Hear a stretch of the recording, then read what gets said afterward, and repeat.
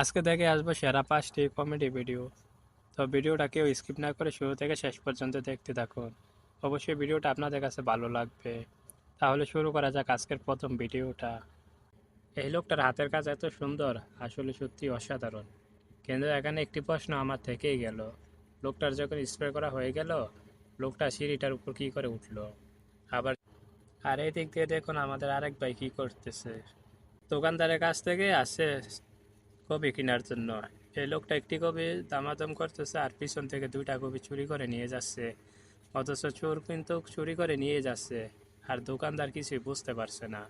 আসলে হাস্যকর ভিডিওটা একটা। এবার তৃতীয় ভিডিওটা শুরু করা যাক। আর তৃতীয় ভিডিওটাও দেখতে থাকুন ধৈর্য ধরে। আর রাস্তার ধারে গাছ কাটার জন্য প্রথমে সবাইকে সচেতন থাকার দরকার, কারণ দুর্ঘটনা কখন হয়ে যায় কেউ বলে আসে না। আর যদি এই লোকটা যদি একটু সচেতন থাকতো, তাহলে দুর্ঘটনা থেকে টোটা রেহাই পেত।